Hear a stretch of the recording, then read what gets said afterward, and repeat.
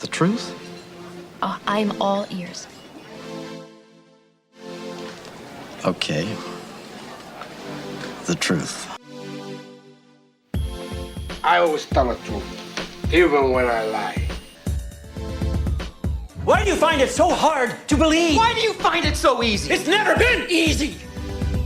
You want answers? I think I'm entitled. You want answers? I want the truth. All I'm offering is the truth. Nothing more. Hello, podcast land. Welcome to Truthful Talk. We are back with you today. I'm Marco, and I'm here with Natalie, and we are here to bring you through another exciting episode of whatever the hell we figure out to talk about. Whatever. Absolutely. So, welcome back, and thanks for tuning in once again. And today, I think, well, first of all, we're in our new studio, which we mentioned last time, and we were doing audio only. Today, we are back on video as well. Mm-hmm. So if you're used to just listening to us on audio, wherever you listen to the podcast on, if you want to see the video version, you can go to our YouTube channel, and we have a podcast playlist there, and you can watch us do what we do when we do these podcasts, in case you're ever wondering what we look like doing this. Options. Options. Give options to the people. So you have options. Yes. Audio is anywhere you listen to podcasts, but the video is on YouTube, so you can tune in there. Yay! Cool, right? Super cool. I think so. Well, today, the topic that we've had, we get a lot of questions on this, and this is one that was submitted into us, and we thought, well, this is a really good thing to talk about, is how to keep yourself safe navigating the industry. What are the red flags to look for? What are some scams to look for? And how to navigate the safety, especially when you're just starting out or, in the lower rungs of the industry, just really anywhere. Because this is an industry that is based in hopes and dreams and passions. And there are a lot of people that will look to take advantage of those hopes and dreams and passions. So, Nat, have you ever run into a scam or anything like that in this industry? Yes. I wish I remembered what they were called, but it was some kind of beauty pageant or something like that. And I was always fascinated by it, but like the Miss Universe, the Miss World, things that were they were the legitimate ones. Even God only knows what they had to go through. But they have so many like different scams that are out there. Like you too can be Miss Puerto Rico or Miss Venezuela or whatever. And you go in and you realize like, oh, this seems a bit seedy to me. Why is this facility that we're going to rehearse in the middle of a little bit dicey, a little bit scary. And you go in and things are falling apart. There's a lot of things that there's red flags start flying. Yes. Like, this isn't right. And then lo and behold, they start saying, well, if you'd like to compete, here's the sign-up sheet, and this is what you need to do. So I happily turned away, walked away, and was able to, but that's dangerous. Good for you that you actually knew enough to walk away. I had a conversation with the man. I said, I need to talk to you. And he was like, okay. And, he had, I think, like 48 girls waiting in the lobby. And it was between like me and him and his secretary. And I had a nice conversation with him about what he was doing and how these girls were, Anyways, it was just one of these things. I wasn't going to do it. But it was red flags that stood out. And when I realized that it was unsafe, number one, my instincts felt, my spidey senses were like, this is not it. And you don't want to believe that. You want to believe that this is it. And then when he asked for money, as much as he was as well, for everything. Anyways, yeah. But. Yeah, and it's unfortunate because we want to believe that everyone in the industry is nice and is going to help you and is going to be supportive. And while there is a lot of that among the artists themselves, it's still an industry that's easy to prey upon. And because it's easy to scam someone when they have a deep desire to get somewhere and you're like, oh, I can get you there quicker. all you need to do is give me $3,000 and I can get you there quicker. Yes. And it's amazing how that happens. So I think one of the big things is money. If anyone asks you for money up front, that is the first red flag, because there's really nowhere in this industry. I mean, unless you're paying for something. I mean, obviously, if you're paying for a class, you need to give money up front. If you're paying for headshots, you need to give money. But a lot of these shows, or whatever they are, they ask for money up front, or agencies which might say, oh, I want to represent you and I can get you into big auditions, but you need to pay me money up front. That's not how the industry works. This is an industry that is based in percentages, which is, as an actor, if my agent signs me, I'm not giving them anything. But when I book something, they take a percentage of what I book, anywhere between 10 and 20%, depending on what the project is and unions and so forth. So, and that's, it's a really good deal. I mean, because your agent is doing a lot of work for you up front, and they're not getting paid a dime unless you book something. So that's how it works, but you don't give anything up front. But there are scam agencies that will say, listen, I want to sign you.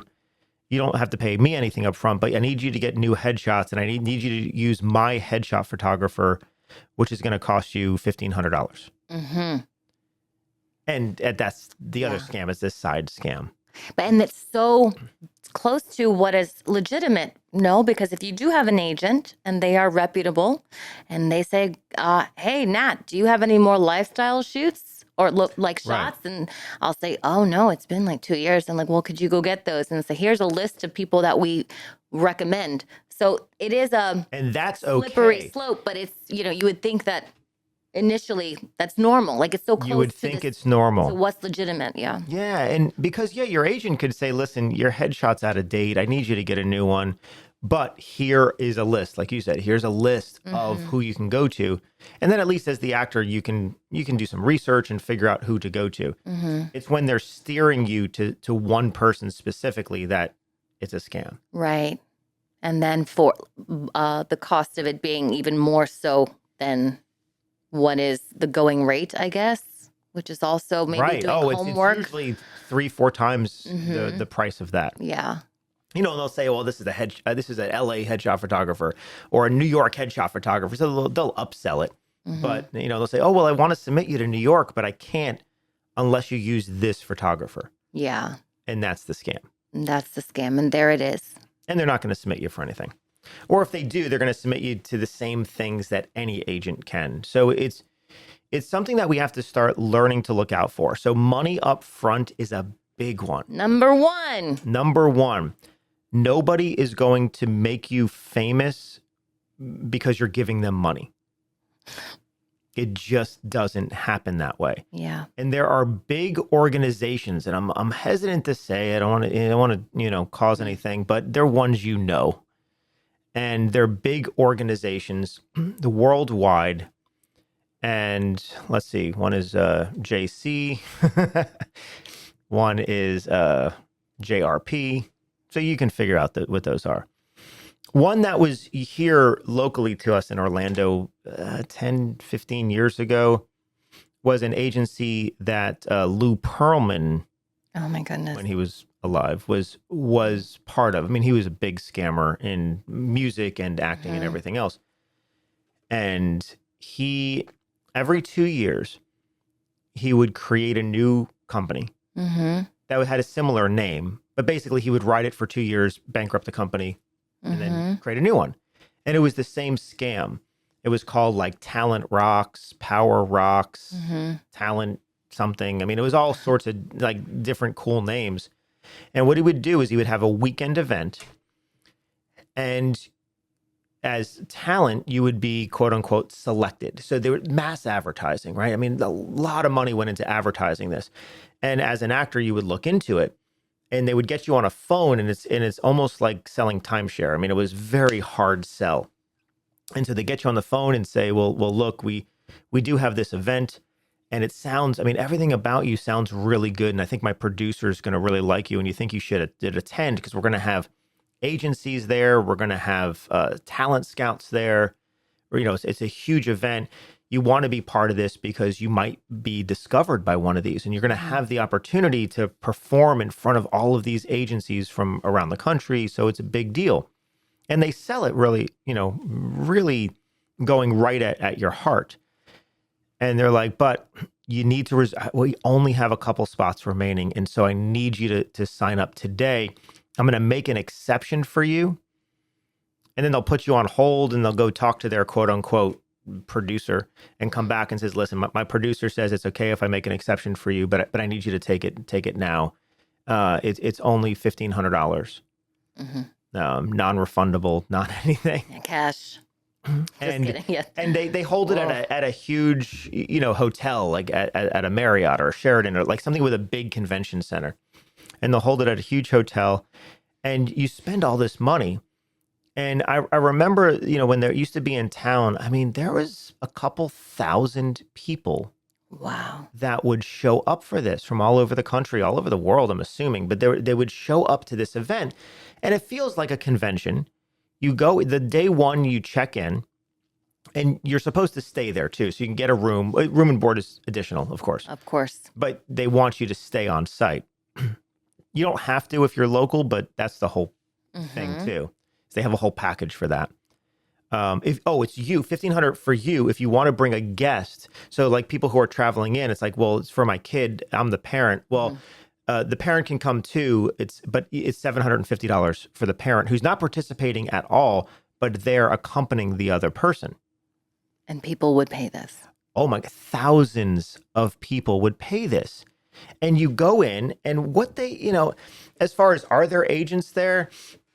Yes and no. Meaning, yes, there's agents there. No, there's no one actually looking for talent. Agents are hired. Typically, local agents, people in the area are hired to come in and sit there and give a speech about, I don't know, what they do.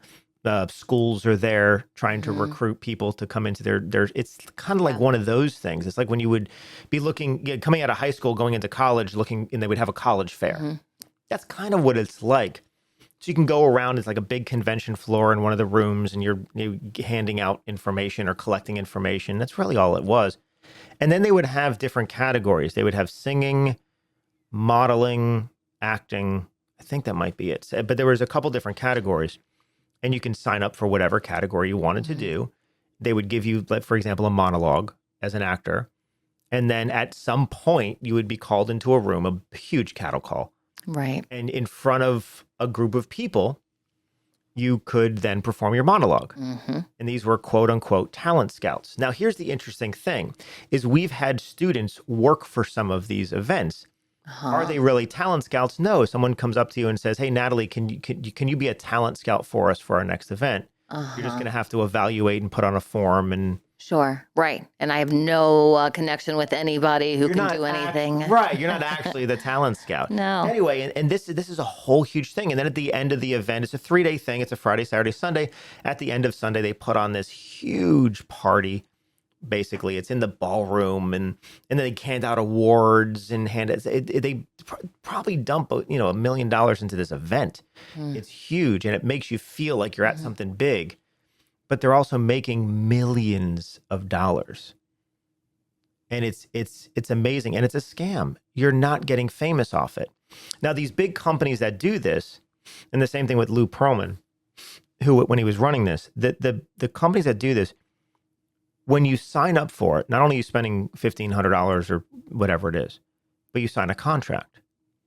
The contract says that for the rest of their life, the company's life, and the rest of your life, I mean, any time in the future, they can use your name, photo, likeness to promote their product. Now, before you're famous or before you're actually working in the industry or know what it's about, you're like, well, sure, of course. If I make it, yeah, promote me. And then you realize that part of what got you in there is like, wait a minute, Lindsay Lohan was promoted in this. And it's like, well, yeah, because she got sucked into it at one time too, where it's like, oh my God, Matthew McConaughey. And it's like, well, yeah, because when he was really young, he got sucked into it. He did it. He was well. part of it or something. It didn't make him famous. It didn't even help him get famous. Sure. But they can say that. Yeah. That's so sad.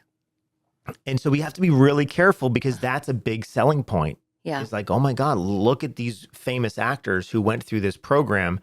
And we make the connection that they're famous because they went through the program. Right. You do. Subconsciously, It's you a do. very, right. We always think, right. It's after this, therefore, because of this, we think that, oh, they went through this. Now they're famous. Therefore, one had something to do with the other when one didn't. And it's legitimate because they did, and look where they are now.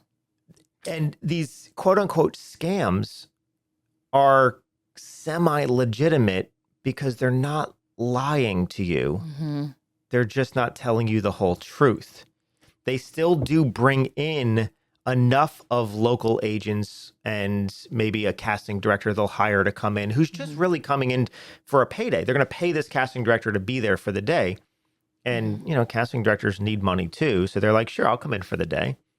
They'll bring in experts. You know, I've been approached before where it's like, hey, can you come in and teach, you know, one of the breakout rooms? And it's like, no, I'm not. I don't want my name attached to that. Right. And so, but they'll go around and find local acting classes and get the instructors and pay them a decent rate to come in for a day to teach a class that they're selling as part of their thing. And so we need to be really, really careful. I promise you, these big agencies. Yeah. So what do you do when, let's say, you don't know how to go about becoming an actor? Where would you guide someone to go first and foremost? Because I even have friends who went down other rabbit holes. They did modeling. That was a scam. Did pageantry, but like the small, tiny ones or whatever, which is another kind of poor scam. models. I feel bad for the modeling industry because they really do prey on They on do. these people, and it's horrible. But like you have to know that at least some kind of a reputable teaching school, but they're so close in that. So how do you go about that? How do you do your research? What would you tell somebody who's like, I want to be an actor, but I don't know where to start and I don't want to get scammed?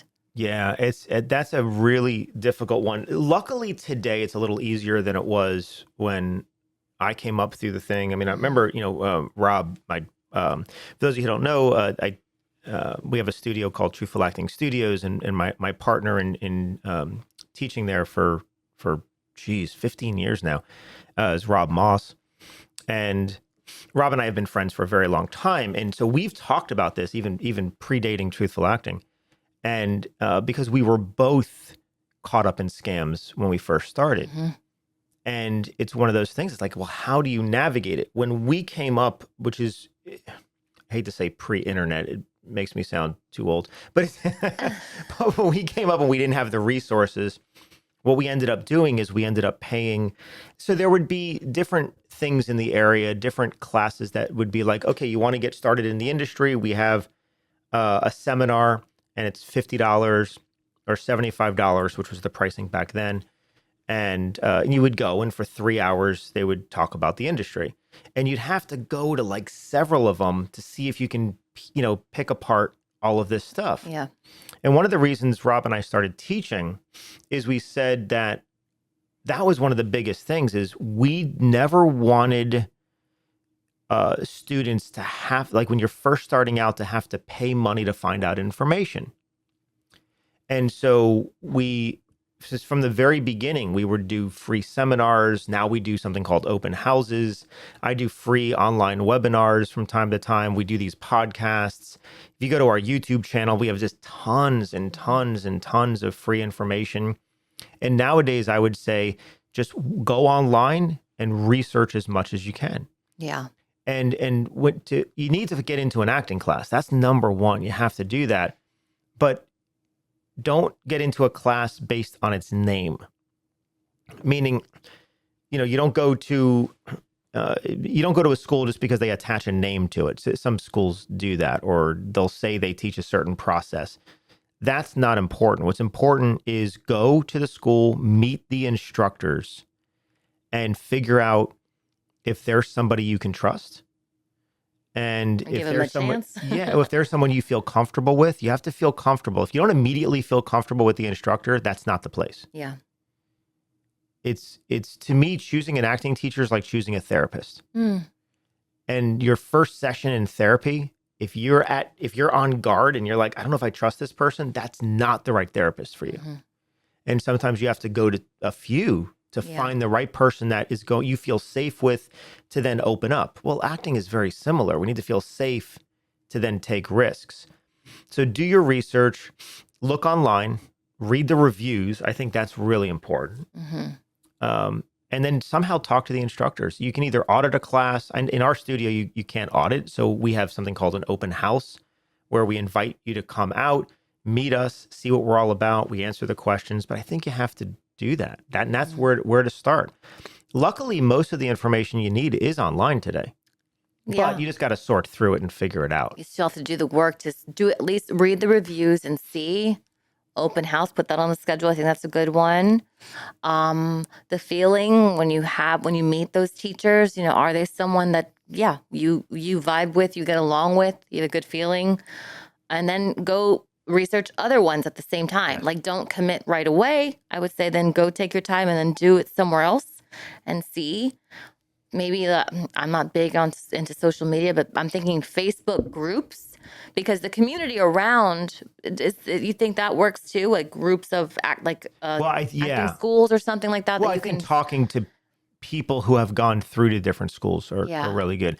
The thing about a school or a teacher that you're really looking for a teacher. You're not looking for necessarily the school. You're looking for what instructor that you can really gel with. Yeah. Because acting is a lot like going to therapy. And while acting class is not therapy, it's similar in so many ways because as an actor, we're learning how to take off our social masks. We're learning how to step into very vulnerable moments, but we need to do it in a very safe way. So we need to find somebody that we feel comfortable with. So that's why you need to look at that. When you talk to other students or when you're talking to an instructor, also look for the red flag of if they're talking about making you famous, that's a red flag. If they're talking about getting you into the industry quick, that's a red flag. If there's anything that has to do with speed or level of celebrity or fame, then they're just lying to you. I mean, nobody can do that in this industry. You, the actor, have to do the hard work.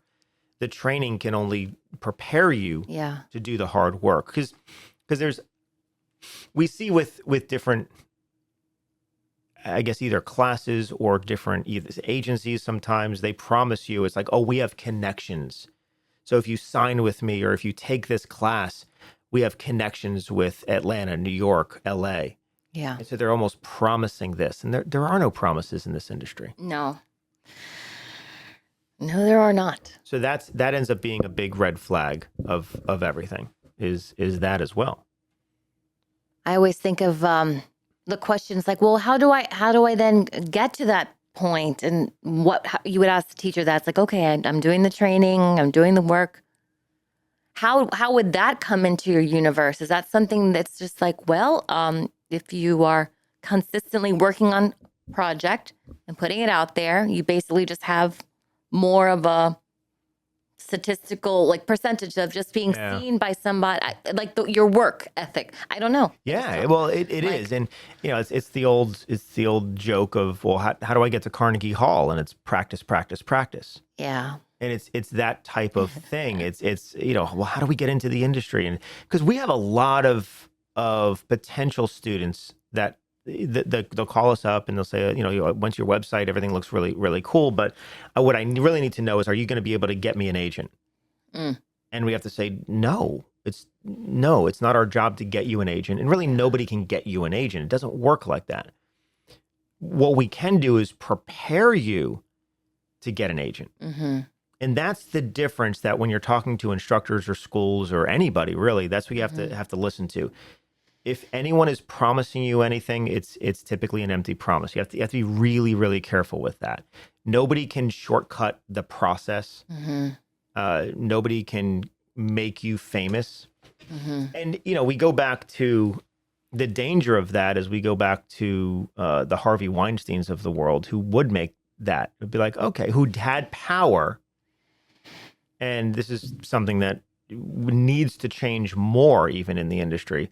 Somebody of power that says, okay, listen, if you give me some favors, I can then do something for you. It's a whole nother level. It's a whole different level of a scam. And, is it a quid pro quo there? Yeah, it is, because someone like a Harvey Weinstein did have the power to put somebody in a movie, deservingly or undeservingly. It didn't matter to do that. But what you had to do to get there stays with you for the rest of your life. It tarnishes who you are psychologically. Those are things you need to look out for too, because that's, believe it or not, is a smaller way to do it. You don't need to do a favor for anybody in any way to get ahead in this industry. It really comes down to your talent. Right. It comes down to, when I say your talent, not anything that you have naturally. It's your hard work. It's your work ethic. It's your training. It's your resume. It's those type of things. The craft, the skill of learning all of that. Yeah. Everything. It takes time. And then people think too, like, well, how long should it take her? And it's, again, when you're talking about people promising you the quick path, it's like there's not a set amount of years, I guess, to There's do, you know not what I a mean? shortcut. There's not a shortcut.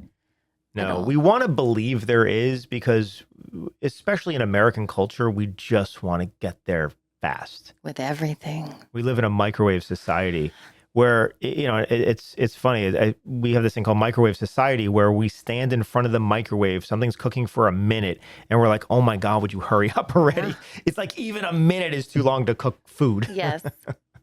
We want it now. Yep.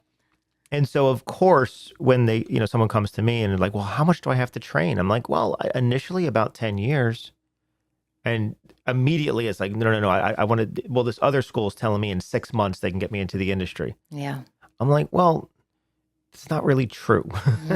It's not, there's certain schools around the country that give half-truths. And the half-truths are, could we get you into the industry? Meaning, could we prepare you to be into the industry in 6 months? Yes, but not where you want to be in the industry. Could you be an extra on a movie, meaning a background? Sure. Could you maybe even have a line or two? Sure. But are you preparing yourself to be a lead or supporting in a TV show or a movie? No, you're not. That takes time. And when I say 10 years, it takes about 10 years to make a mark in the industry. It's not that you can't start working sooner, but it is going to be a longer road to get somewhere substantial. That's not going to happen quickly. Just like in anything else. Just like I'm thinking of the Olympics is now. Is it started? Has it started or no? Not yet. But it's starting soon. Soon. I think of Simone Biles, right? When you're saying like, well, can I get a gold medal? It's like, I don't know. Like, can you work hard enough to get? Can you get to that caliber of doing what the work is what it takes? Like, can I? It's just it takes time. And so if I decided to be in the Olympics, I'm going to, I want to now. Somehow they have some sort of senior Olympics, but I decide I'm going to be in the Olympics. Senior Olympics. Sorry, that'd be and great. I'm going around and saying, okay, I need to start training for something. I don't know. Speed walking. Speed walking. I'm going to do speed walking in the Olympics. You could do more than speed walking. Maybe. Let's take it slow. I don't want to break anything. But let's say I wanted, anyone that says, okay, I really want to reach something at a high level. And we look around and it's like, okay, I want to be an athlete. And so there are places you can go and you can train with coaches and everything else to be an athlete.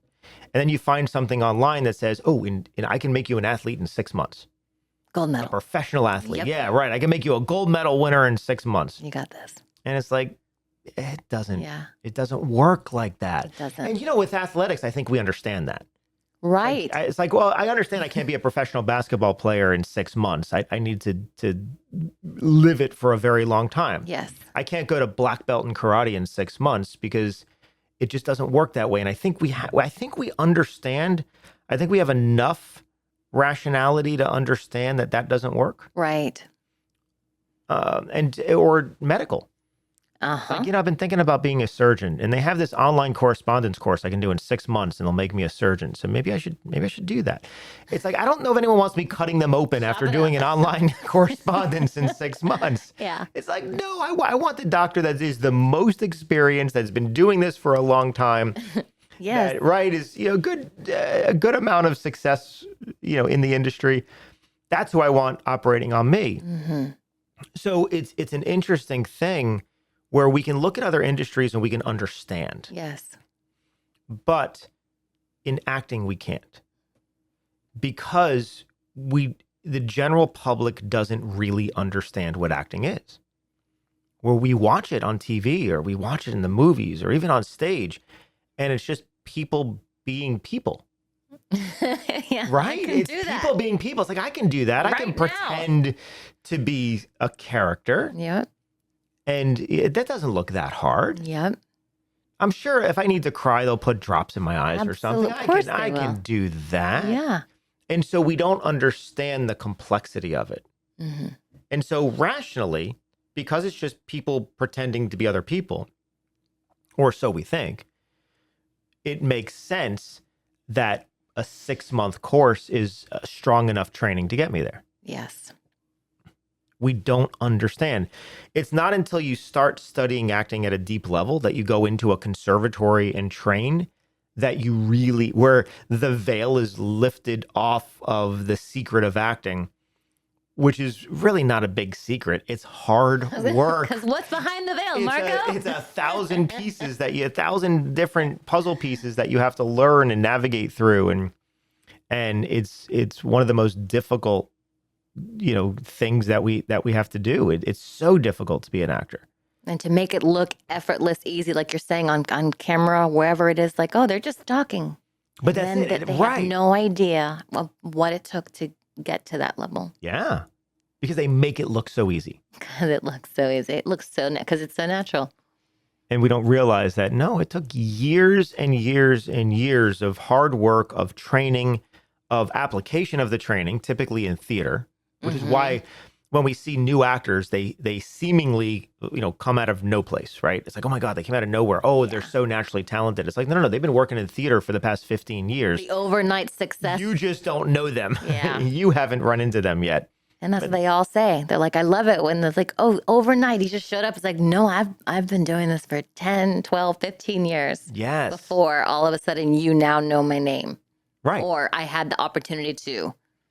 Just pretty much all of the London, Australian actors. Crazy. I mean, Yeah, it they came out of nowhere. He just fell out of a subway and here he is. And my God, he can act. but they're all deep level process trained. They're all theater trained. I mean, they've been working on this for easily, even the young ones, easily a decade. Easily. Yeah, if not more. And the younger you can wrap your mind around that, no matter what age, I believe you can go into acting and train for acting. But the sooner you wrap your mind around that, it is like everything else, like you're saying, the athletes, the medical profession, it's just work. It's work, and it takes a long, it's a process. It's a process that we just have to, and it's the repetition of that process over and over and over. Yep. To me, I look at acting like athletics. Yeah. I think we are an athlete when we're an actor. We're a different type of athlete. To me, we're an athlete of emotion. We're an athlete of the insides. We're an athlete of our psychology, of our psyche, of our emotions. We have to be an athlete of our physicality as far as stepping into character. We have to be an athlete of our voice. So we're an athlete of all these different parts of us we're not physically competing necessarily like external athletes do, but it's the training is just as rigorous. Yes. It is rigorous. The stamina to have, like when you need the stamina, that's another whole journey. It's training every day. And I think of the Olympics again for 4 years. It's, every 4 years. And what do you think they're doing for those 4 years? They're not taking a nap and going to Bora Bora. Athletes? Wow. Like the amount of time that they're doing to train for that one. Yeah. It's just incredible. It's magical. It's magical. And when we see actors train at that same level, it's magical. It's magical. The performance, oh man, it's so good. So that's what, so when you're looking for a class, be careful of the quick classes. Be careful of anyone that's promising you to get you there faster. That doesn't apply. There's a lot of that in the American culture. We have a lot of the faster classes because they're easier to sell. So you can do that. Versus a conservatory is more like a school you have to enroll in, and you're there for a long time. I mean, we train actors anywhere, from typically 3 to 5 years. Is that what a conservatory is? Can you explain that a little bit? The definition of a conservatory is a focused area of study in an art form. The most popular conservatories in the U.S. are music conservatories. They're more prominent than anything else. Mm-hmm. But there are other artistic conservatories and acting conservatories. And all it means is that the focus of study is that art form over a longer period of time. And so Juilliard, for example. Now, Juilliard is music and dance, and it's not just acting. Right. But it has an acting branch to it. Mm-hmm. So that's the one that is probably the most popular that people bring up is Juilliard. But they're a conservatory. You go there and study for 3-4 years, sometimes longer, and that's all you're doing. Yeah, from 8 a.m. to God knows how long at night, and after that probably rehearsals. But you're there full time, all day, all that stuff. Yeah, you dedicate your life to it, and you spend 6 figures doing it easily. So when we started Truthful, that was the other thing that Rob and I had talked about is there a way we can start a school for training for actors? One, we wanted to do it here in Orlando because neither one of us had any desire to move to LA or anywhere else, really.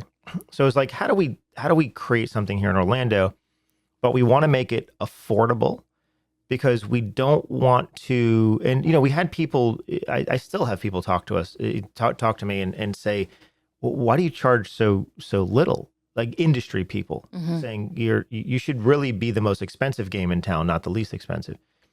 And I look at that and I go back to what Rob and I initially talked about was we struggled financially navigating the industry and training and everything else. And when you go to some of the bigger conservatories, you take financial aid, you take loans. Yep. Then you're paying off loans as an actor, which is very difficult to do. I mean, an artist, you don't want to be moron. Yeah, you don't want to be paying off loans as an artist. Oh. So we always said, no, you know what? We're gonna keep it as low as we can, so it's affordable for students. So once they're done, they're not paying off loans afterwards. That was one of our core philosophies of doing that and bringing. But we also wanted to have a school that covered everything that you needed to work on as an actor. Yeah. Because before we decided to do that as an actor in Central Florida, anyway, you could only study here for a year or so, like a little bit, and then you had to move to New York. You had to move to Chicago. You had to move to LA to get any sort of deeper training. Yes. And it was like, well, I don't want to move to LA. So no one wants to move, I mean, not no one, but I mean, like not everyone has that desire to uproot and move in that direction. And so that was one of our things too, is like, no, we're going to create a conservatory right here where everyone can affordably get what they want. And students of yours and Rob's have been coming to Truthful from both sides of our coast, if you will. Yeah. The west side, the east side of, Tampa, and I'm talking Melbourne and up, but they travel. That's not a short trip to be driving. We don't have a subway system here yet. Anyway, monorail, whatever it is, monorail, whatever it's called, that's going up there. But people come from pretty far places to come and train with you guys and take lessons because people are looking for deep training. And I guess what's out there currently is just not here in, let's say, Central Florida. It's just not there. And I've even heard people who did go to LA and say, in comparison to LA classes and to here, said we train the way Marco and Rob teach are much better teachers, and we have much more. We have an experience that's better than the classes over there in comparatively, which is incredible. I think that's amazing.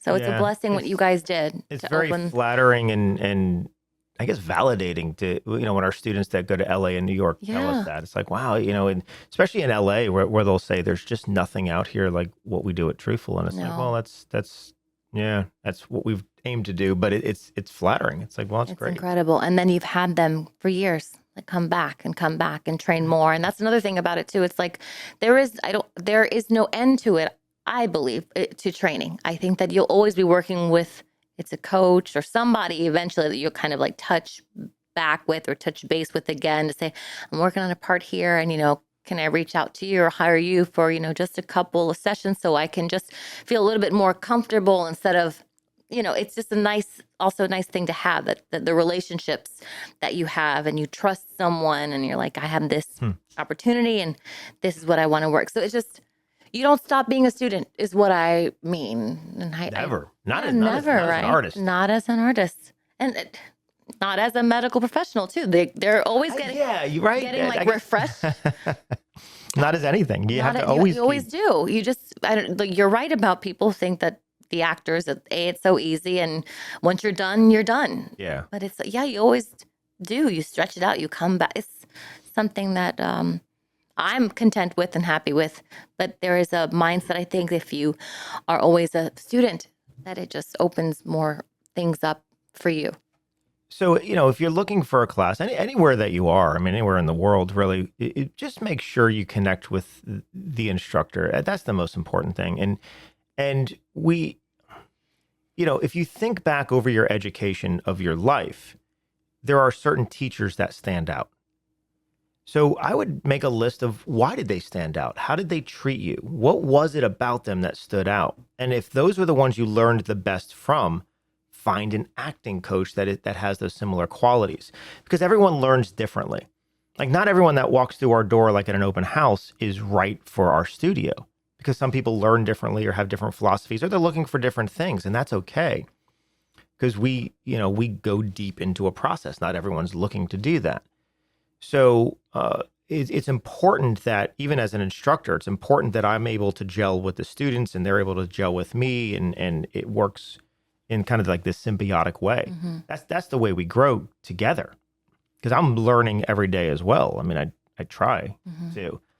And so when you're looking for a school or a class or anything, make sure you, I guess, adhere to the philosophies of whoever's teaching it, and try to find somebody who's passionate about teaching. Unfortunately, there's many, and it's just not just our industry, it's every industry. There's people who are just, for whatever reason, they're teaching, but not because they love teaching. Yeah. I think because they don't know what else to do, so they're teaching. Yeah. So you want to find someone that enjoys teaching, that loves teaching, because then you'll get so much more out of it as well. Yeah. But avoid anyone that's promising you anything. That's what a lot of it's funny. We have other schools, we'll just say, that will, we're constantly under attack from other places. And I say attack, I don't even listen to it, but I have students that say, oh, did you hear that this person said this and this person said that? I'm like, no, I don't listen to it. Because we believe in what we're doing. But really the main thing they have is that, oh, you don't need that deep philosophy. You don't need that deep training. We'll get you there faster. And it's like, well, that's the red flag. Mm-hmm. That's it right there.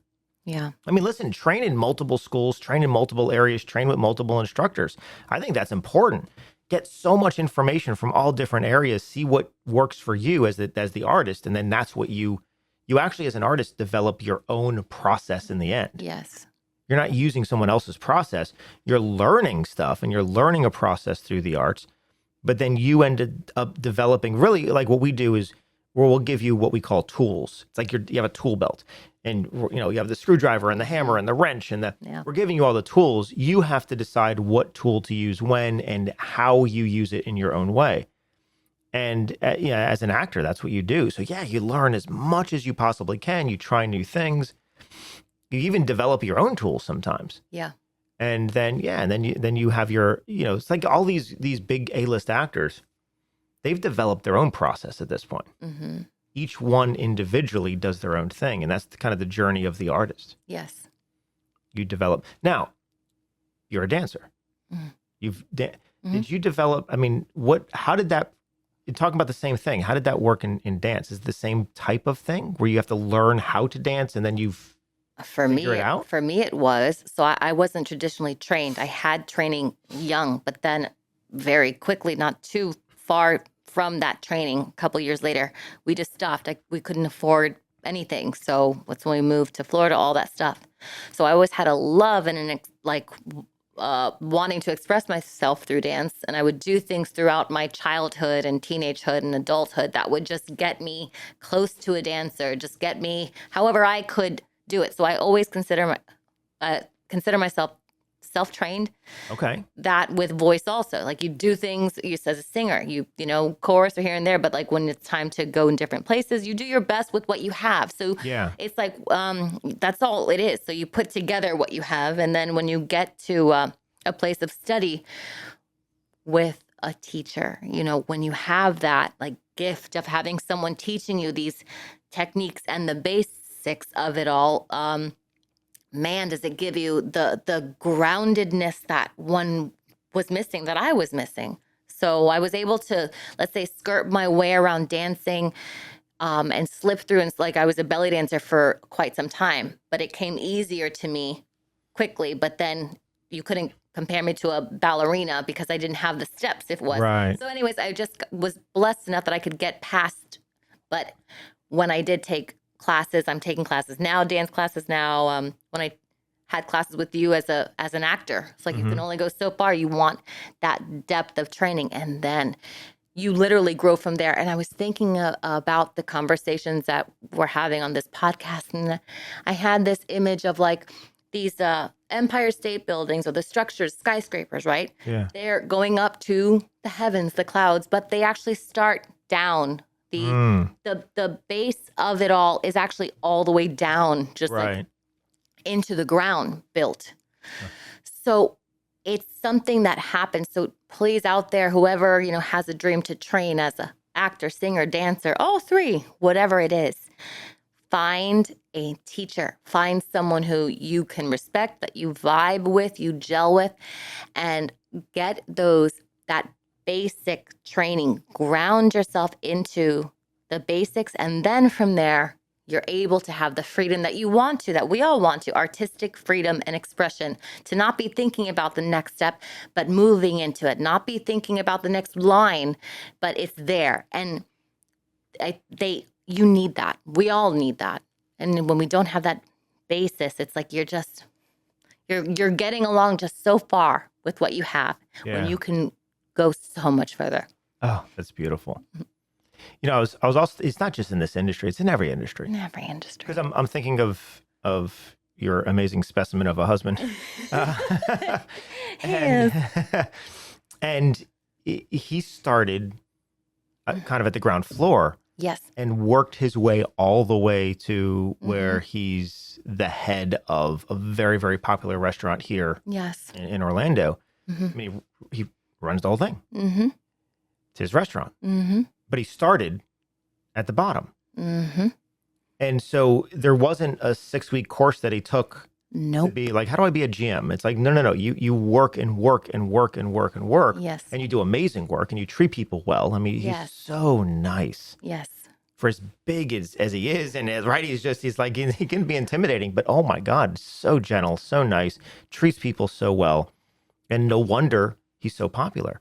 No wonder everything that he does. But it's like what you were saying about you and Rob having the experience of being on the other side and being a struggling actor and being all that before, knowing how it feels, that you decided to do this together as a partnership, and as for us as the actors.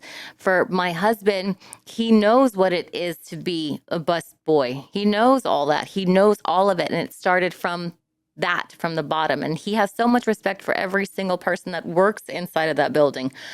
Would he have had it if he had not had that experience? I don't know. I would like to think so, yes. But I think that that's what counts. Like, you can work through and up towards whatever your goals are, your desires are. And on a sidebar, he even says he thinks that hospitality degrees are a waste of time. He says, come work with me, come work for me, and I'll get you where you need to Started go. without it. Without knowing English. Without it. Right. I mean, it was just hard work. Hard work. And he worked himself all the way to the top. And now Yeah. it's one of the most successful restaurants here in Central It is. Florida. And I want to say even like the brand throughout the entire country, believe it or not. But he also had mentors that were there that Yes. saw him, his work ethic, and they were there helping him, training him, teaching him. So there was it's like that. You need this to have that, Yeah. but Yeah. the work ethic is huge. So hard work is a big part of it. Long-term work is a big part of it.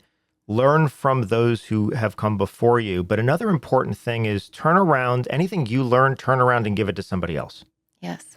Don't gatekeep information. So even, I tell the students that come to our studio, it's like, listen, I know you're spending money, you're coming here and I'm giving you this information, but if you're on set and someone's struggling, give them the information. Yes. Help anyone that comes after you. Amen. Learn from those that come before you, help those who come after you. And that's how we coexist as artists. Absolutely. I love doing like this. We were here doing this podcast now. I do webinars that are free. I like to do like free hour-long sessions of webinars and stuff. And again, people are saying, well, why are you charging for that? I'm like, there's some information I just don't believe that should be charged for. Yes. So there needs to be a place where someone who's just starting out or doesn't have the means or any of that, Yes. there needs to be a place where someone can go just to get that information. And I always said that if I was in a position to just give away information, I would do that. I'm in that position. So it's like, why would I be greedy? Right. As an artist, it's not about that. It's about helping other artists. And as a human, I would hope it's not about that. It's about helping others, but they coexist. They're also the same thing. Like a great artist, I think, is a great human being, and vice versa. That's beautiful. So real quickly, because we're almost out of time. Man, it just goes so fast when we sit down and start talking. Because I know we were talking about red flags. And of course, the biggest one, right, if they're asking for money up front, if it's not something that is a service, right? If you're buying a service, it's one thing, but agencies should not ask for money up front. They should not be steering you towards a single headshot photographer or anything else. That's a big one. These big organizations that are asking for a lot of money to come to their events, please don't do those. Another scam that goes around is, believe it or not, you'll be contacted, typically through social media. You'll be contacted and they'll say, hey, I saw your pictures online. I really want to use you to represent something, whatever. I want to use your pictures for something and we're going to pay you for it. And that's a scam. Because what happens is, and there's a couple different versions of this. The biggest version going around is, I saw your pictures. I want to use your pictures. Is it okay? I'm going to I'm going to draw them or something. I don't know. But they're going to use them for something. And then they're going to pay you for it. But the thing is, they don't actually pay you to do anything. They're going to end up asking for your bank account information, and then they're going to take your money. There's another one where it looks like it's a legitimate company, and they're representing like big companies like Dove and Pepsi and like big ones. And they'll pretend to be from an ad agency that represents that company. So they're going to use a name that is actually associated with the ad agency from that. So you have to really look at the email addresses it comes from. And if it comes from a Gmail, it's not legitimate. If it comes from like a weird, it's like, no, if it's coming from an ad agency, you can get to that ad agency. But what they'll do is they'll say, hey, I have a shoot I want you to be on. It's like a modeling shoot. And we're going to pay you $4,500 for a day to be on this shoot. And I'm actually going to send you travel money up front. I'm going to send you $400 of travel money to cover your expenses to come here. It sounds great. It's like, well, how is that a scam? They're sending me money. They never actually send you the money. They can't. They have trouble sending it. They can't wire it. They can't do this. They can't do that. So it's like, well, I'll tell you what, we're going to need to do it this way. I need this information from you. And then...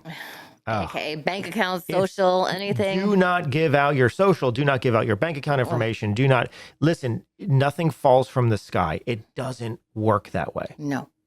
So these, because I have students that will come to me and says, is this legitimate? And I read through it and there's just red flag, red flag, red Yes. flag. If they're going to give you money up, nobody gives anyone money up front in this industry. It's hard enough to get paid. Nobody gives anyone money up front. You, as an actor, we do the job, then we Yes. get paid, hopefully in 90 to 120 days. That's about the time frame of passing the money through. Nobody is giving you money up front for anything. So look for that. Nobody's offering you a job that's paying really well just out of nowhere. That doesn't happen. Nobody's contacting you off of social media and saying, hey, I like your page. I Right. want to put you in a movie. It doesn't work that way. No. There's going to be a casting process. There's going to be something else. So be very, very careful. We're very ambitious as actors. We want the opportunities. And so we're always hopeful somebody is going to quote unquote, like find us or recognize Discover, us. yep. Yeah, discover us. And they're going to discover you through your hard work, through the projects that you do, through your resume, through your auditioning. That's what really matters. So just be really, really careful. I'd wanted to talk about, I guess, how to keep safe on. Oh, we'll do that. That's I guess a that's a whole different nother- one. We're gonna do that separately. This was red flags and where to train and all of And that. can I add, like, if the place says, no, come alone, we just want you, whatever, like, bring a buddy. Oh, and that's that's a good one. You could always bring someone with you. I mean, Yep. that is so important. You can bring someone with you to a casting. You can bring someone with you to a callback or really anywhere. Anywhere. They should not Be have a careful. problem with any of that. I'm like, oh yeah, sure, she can whatever in the lobby absolutely. But if you hear like, no, it's a red flag. Yes. That and if they're pressuring you to sign any legal paperwork, do not sign, because anybody that has a contract that's legitimate would say, take it to your lawyer. Right. Go ahead and no problem. Yeah, everyone's going to, right. The legitimate agents or anyone else is going to give you some time to review the documents. Yes. Don't ever be pressured. And if they ever pull let me talk to my producer or let me talk to my, like if you're on the phone and it's high pressure, it's an immediate scam. Immediate. So be safe. If you're not sure if something's a scam or not, and you want us to help you review it, please, you can go ahead and reach out to us and email. You can do it through Truthful Acting. So just go to our website. You can go to the contact page. You can contact us, email us, send us anything and say, hey, I was contacted by this person. This is what they sent me. What do you think? We'll be happy to review it for you and help you navigate the industry. How sweet. How awesome. Well, that is all the time we have. Aw. Time flies, Nat. It does fly when you're having a good time. But we will be back again soon with you. But until then, thank you for tuning in. Thank you for listening, as always. And please remember, treat yourself with kindness and reward yourself for the risks that you take. Absolutely. All right. Bye, everyone. Bye. If you'd like to learn more about our studio and what we do, you can find us online at truthfulacting.com. And check out truthfulactingonline.com for our Learn at Home at Your Own Pace courses. So what I told you was true, from a certain point of view. You must unlearn what you have learned. I know what you're trying to do. I'm trying to free your mind, but I can only show you the door. You're the one that has to walk through it.